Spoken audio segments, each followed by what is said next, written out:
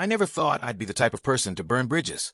For 6 years, I was the definition of a model employee at Meridian Tech Solutions, always early, last to leave, the one who volunteered for extra projects.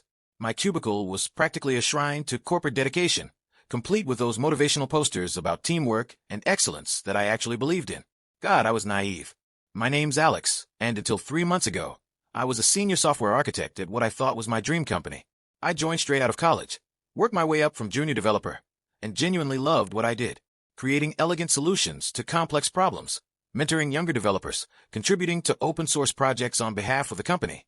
It all felt meaningful. I was building something, or so I thought. The office was one of those modern open-plan nightmares that tech companies love. Exposed brick walls, ping-pong tables nobody used, and a kitchen stocked with kombucha and artisanal coffee that couldn't mask the underlying stress permeating every corner. I carved out my little corner of sanity, surrounding myself with mechanical keyboards, multiple monitors, and a small army of rubber ducks I used for debugging. My colleagues used to joke that I lived there, and honestly, they weren't far off. Then Marcus Fitzgerald joined as our new department head. Marcus was everything corporate America loves: tall, conventionally handsome, with that specific brand of confidence that borders on arrogance, but somehow gets labeled as leadership potential. He had an MBA from Wharton, a firm handshake, and the ability to speak for 20 minutes without actually saying anything substantive. Within his first week, he'd scheduled one-on-ones with everyone, and I remember leaving mine feeling vaguely unsettled, like I'd just been sold something I didn't need. "Alex," he'd said, leaning back in his leather chair, "I see tremendous potential in you. But potential means nothing without visibility. You need to think bigger, be strategic. Technical excellence is just table stakes in today's market." I remember how he gestured with his hands when he talked, these broad, sweeping movements that seemed rehearsed. His office already looked like he'd been there for years. Photos of him shaking hands with minor celebrities at conferences, his degrees framed and positioned just so. A putting green in the corner that screamed, "I'm successful but approachable." "I appreciate that, Marcus," I'd replied, "but I believe good work speaks for itself." He'd laughed then, not unkindly, but with a sort of pitying condescension. "Oh, Alex, if only the world worked that way. Let me teach you something about corporate reality." I should have recognized the red flags then. The way he'd casually flipped through my portfolio of projects without really looking. How he'd interrupted my explanation of our architecture to talk about synergies and leveraging core competencies. But I was still optimistic, still believed that good work spoke for itself. Over the next few weeks, Marcus integrated himself into every aspect of our department. He held daily stand-ups that somehow stretched to an hour, implemented new reporting structures that required us to document every minute of our day, and started something he called innovation sessions, where we'd brainstorm ideas that he'd later present to upper management as his own initiatives. My colleague Jennifer warned me about him one day over lunch. "I've seen his type before," she said, stabbing at her overpriced salad. "They come in, make a splash, take credit for everything good, blame everything bad on the previous management, and leap to the next company before anyone realizes they've contributed nothing." "Maybe he'll be different," I said, naive optimism still intact. Jennifer just shook her head. "Document everything, Alex. Every idea, every contribution, every line of code. Trust me on this." I wish I'd listened more carefully. The Prometheus project changed everything.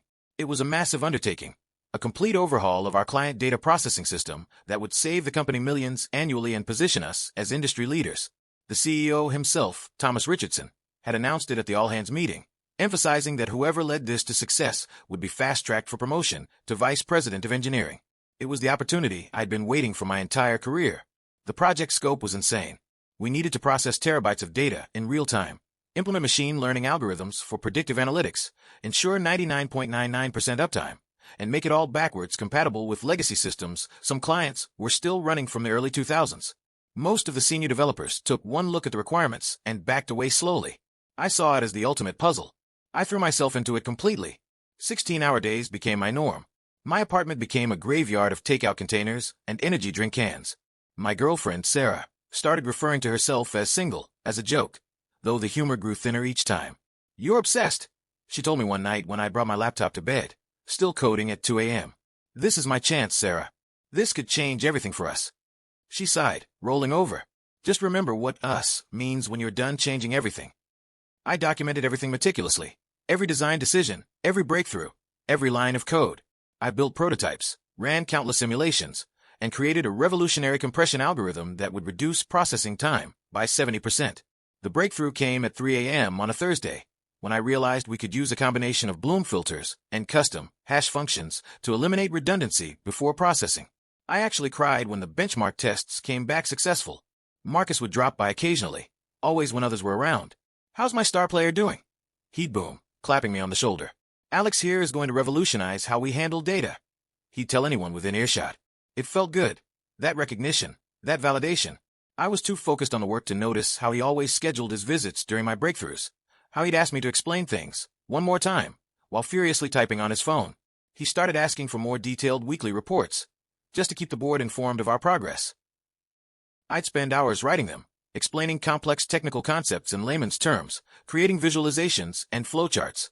Marcus would always respond with enthusiasm and minor suggestions that showed he'd at least skimmed them. "Could you add a section on risk mitigation?" he'd ask. "The board loves to see we're thinking ahead." So I would, detailing every possible point of failure and our contingency plans. I was essentially writing his playbook, but I was too deep in the code to see it. 3 months into the project, I had a working prototype. It was beautiful, clean, efficient, scalable. I'd even built in predictive analytics capabilities that weren't in the original scope, but would give us a competitive advantage. The code was poetry, each function flowing into the next with elegant precision. I stayed late that Friday to prepare the presentation for Monday's board meeting, where I'd be presenting alongside Marcus. I practiced my presentation in the empty office, running through the technical demonstrations, anticipating questions. I'd created interactive visualizations showing data flow, performance metrics, and cost savings projections. This was going to be my moment. That's when I made my first mistake.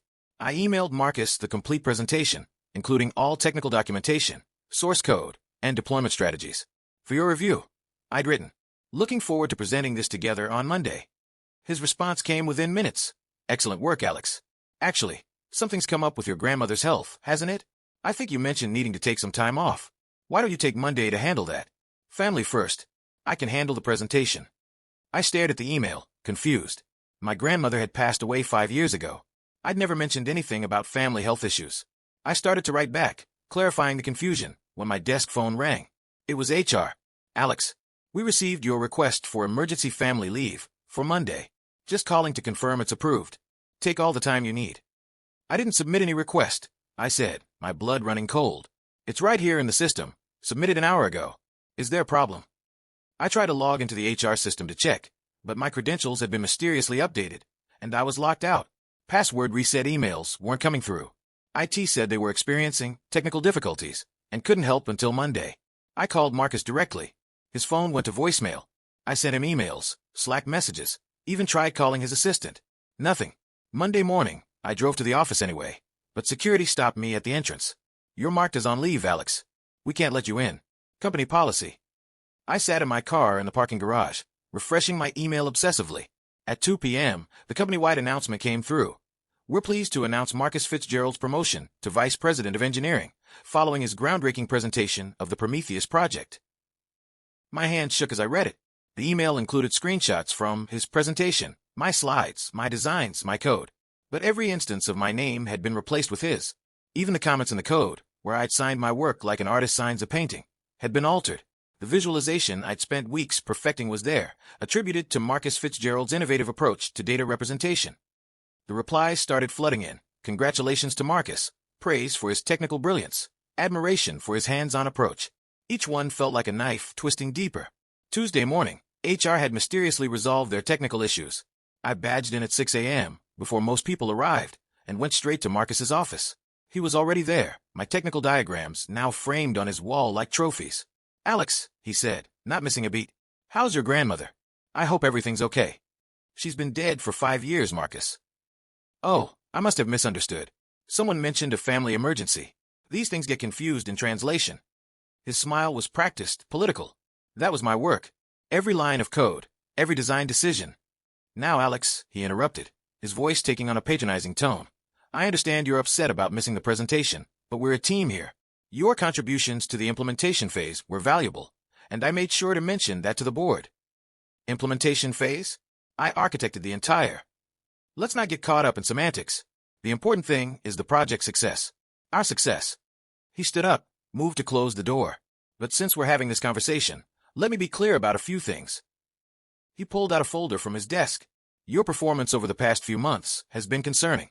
Missed meetings, failure to respond to emails, delegating critical tasks without authorization. It's all documented here. I grabbed the folder, flipping through it in disbelief. There were emails I'd never seen, meeting invites I'd never received, complaints from team members I'd never worked with. This is fabricated. These meetings were scheduled during times I was clearly working on Prometheus. Everyone saw me. What everyone saw was an increasingly isolated employee who stopped collaborating with the team. I've been covering for you, Alex, trying to protect your reputation while you struggled with what appears to be severe burnout. You told HR I needed family leave. You locked me out. Prove it. His smile widened, the mask finally slipping to reveal the predator underneath. I've been very careful to document your increasing unreliability over the past few months. Every interaction, every perceived slight, every time you chose to work alone instead of with the team. I pulled out my phone, started recording. Say that again. He laughed, actually laughed, pulling out a small device from his drawer, a signal jammer. My phone screen went dead immediately. Oh, Alex. Sweet, naive Alex. I've been in this game a lot longer than you. Did you really think I hadn't thought of everything? The team knows the truth. They've seen me working on this. The team that reports to me? The team whose bonuses I control? The team I've been having individual meetings with, explaining how you've been struggling with burnout, and I've been covering for you to protect your reputation. He sat back down, fingers steepled. A few of them came to me, actually, concerned about you, worried you were cracking under the pressure. The genius of his manipulation hit me then. Every public compliment had been paired with private undermining. While he was praising me in meetings, he was planting seeds of doubt in one-on-ones. Alex is brilliant, but I'm worried about Alex's work-life balance. I've had to step in to help Alex with some technical decisions. I have all my original files, I said desperately. Timestamps, development logs. On the company servers I administer, the ones that show I've been the primary contributor since day one. He turned his monitor towards me. There it was, the Git history, showing Marcus as the primary committer, my contributions relegated to minor bug fixes. I updated those weeks ago. Your access logs show you reviewing my work, not creating it. That's impossible. The security team would have noticed. The security team reports to IT. IT reports to engineering. Engineering reports to... He pointed to himself. Me. I felt the floor disappearing beneath me. Why? Why would you do this? Because I could. Because in 6 months, I'll be CTO. And in 2 years, I'll be CEO somewhere else. And you, he shrugged. You'll be a cautionary tale about the importance of playing the game. I'll go to the CEO myself. Tom and I go golfing every Sunday. Our kids go to the same private school. His wife and mine are in the same book club. He returned to his desk, pulling up what looked like a country club website. In fact, I'm sponsoring his son's lacrosse team this year. But by all means, try. I'm sure he'll be very interested in the concerns of a disgruntled employee who's upset about their supportive supervisor getting a well-deserved promotion. This is illegal. It's theft, it's fraud. It's business, Alex.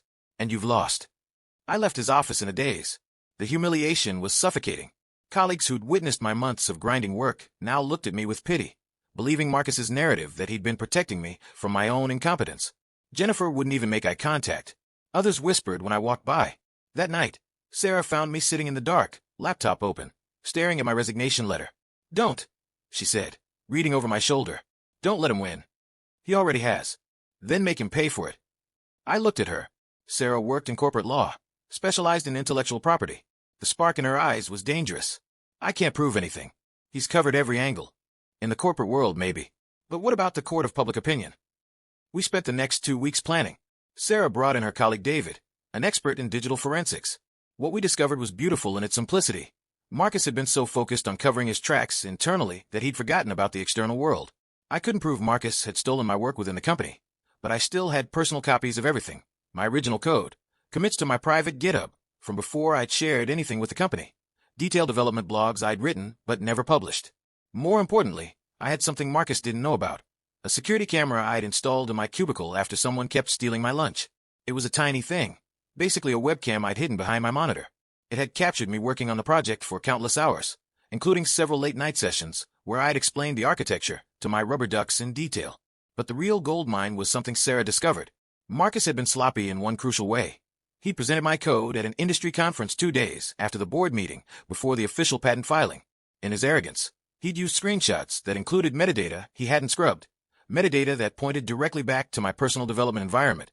Look at this, David said, zooming in on a screenshot from Marcus's conference presentation.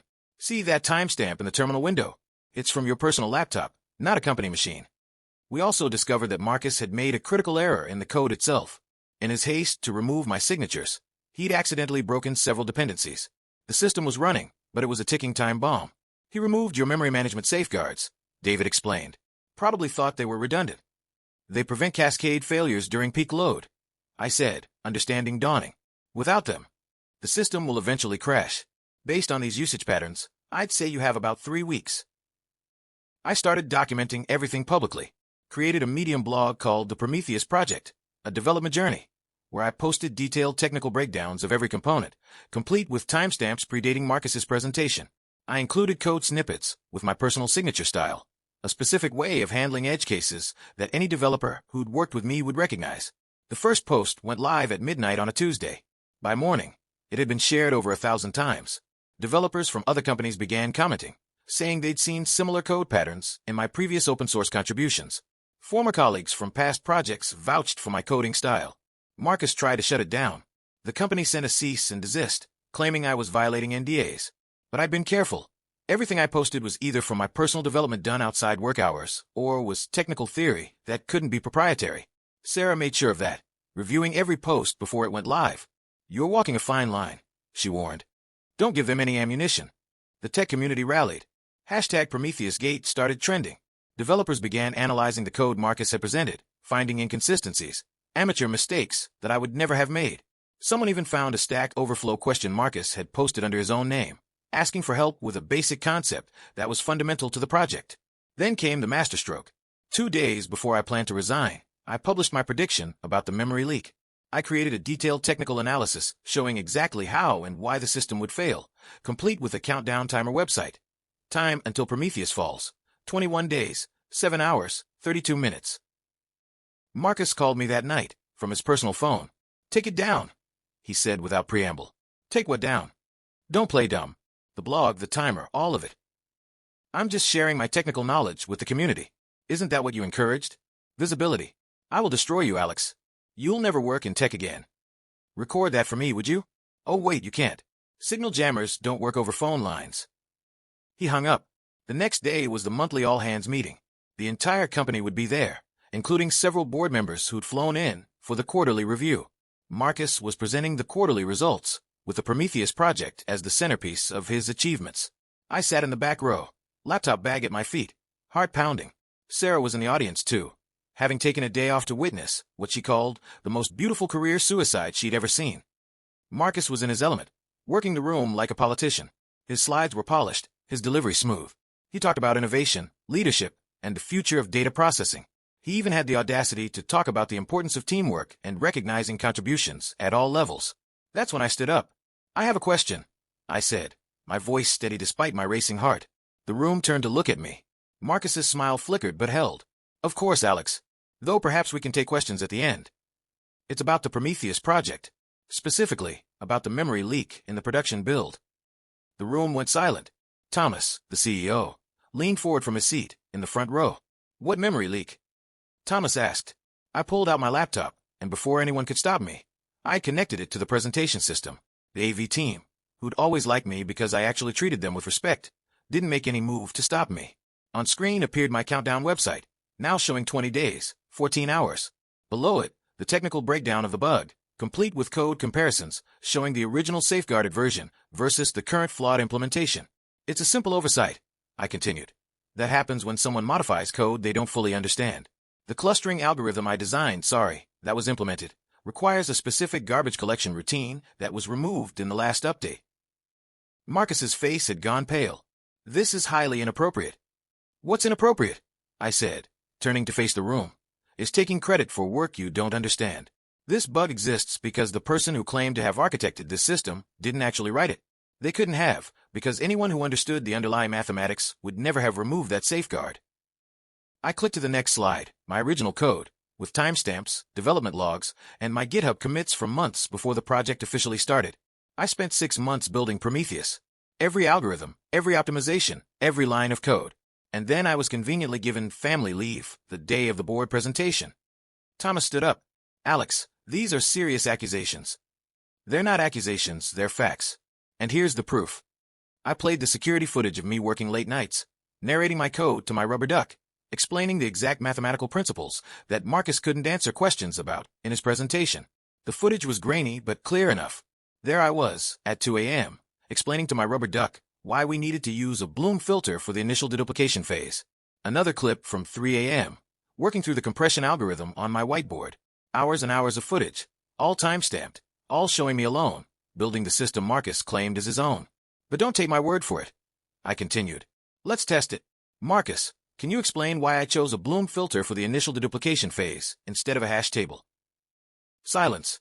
Marcus's mouth opened and closed like a fish out of water. Or perhaps you could walk us through the custom compression algorithm, the one that achieved the 70% processing time reduction. Still nothing.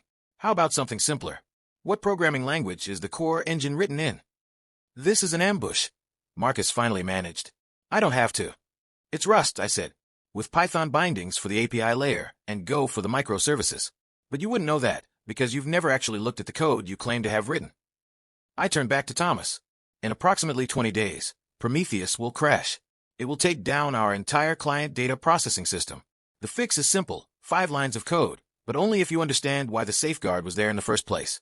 I've already posted the solution publicly, so our competitors now know more about our system than our VP of engineering does. The room erupted. Board members were shouting questions.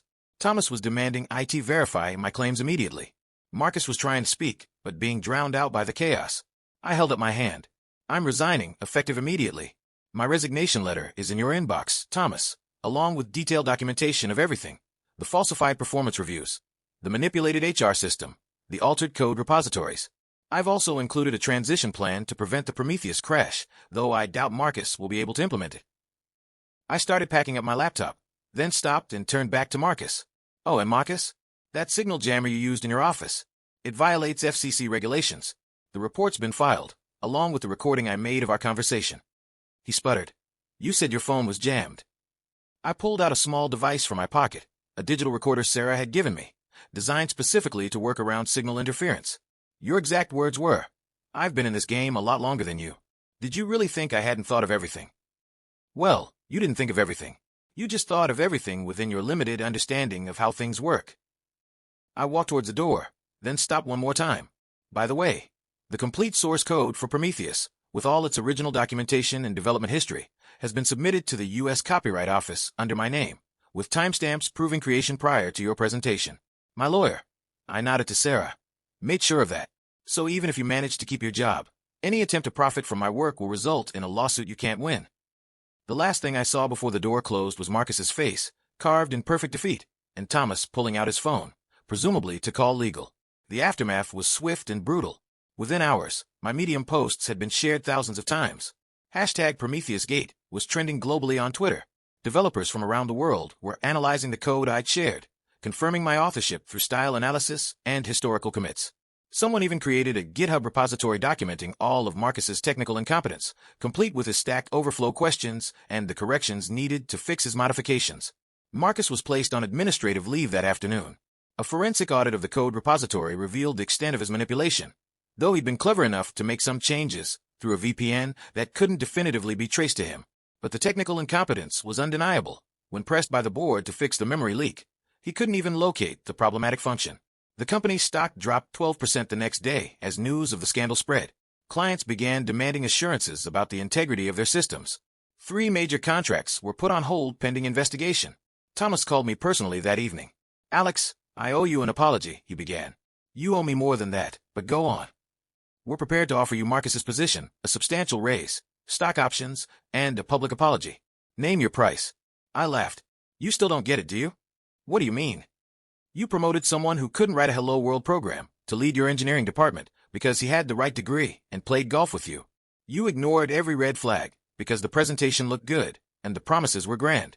How many other Marcus Fitzgeralds are in your organization right now, taking credit for other people's work? We can change that. You could help us change that. No, Thomas. I can't fix a culture that rewards presentation over substance, that values connections over competence. The fact that Marcus got as far as he did tells me everything I need to know about Meridian's values. This will destroy the company's reputation. That's not my problem anymore. Maybe next time, you'll verify that your executives actually understand the technology they're supposedly managing. I hung up. 2 weeks later, Exactly as predicted, Prometheus crashed. The company had tried to implement my publicly posted fix, but without understanding the underlying architecture, they'd only made things worse. The system was down for 72 hours. They lost millions in revenue and had to roll back to a 6-month-old build. I started my own consulting firm the next month, specializing in code auditing and architectural reviews. My first 3 clients came directly from the Prometheus scandal, companies wanting to ensure their CTOs actually understood their own technology stacks. Within 6 months, I was making 3 times what Meridian had paid me. Marcus was terminated with cause, losing his severance and stock options. The last I heard, he was pursuing new opportunities and had removed Meridian from his LinkedIn entirely. The Wharton MBA couldn't overcome being publicly exposed as a fraud in the age of social media. But the best part came 6 months later. I got a LinkedIn message from a developer at a startup where Marcus had applied for a position. Not even a senior position, just a regular project manager role. "Hey Alex," the message read. "This guy Marcus Fitzgerald just interviewed with us. He seemed off." So I Googled him and found your blog posts. We asked him to write a simple sorting algorithm as part of the interview. He couldn't do it. Claimed he was more of a big-picture guy. We told him we'd be in touch. We won't be. Justice, served cold and with perfect technical precision. The Prometheus timer is still live on my website, though now it counts up from 0, marking the days since Marcus's downfall. Sometimes I check it and smile, remembering the look on his face when he realized that all his corporate maneuvering meant nothing when faced with a simple question. Can you actually do the work? He couldn't. And finally, everyone knew it.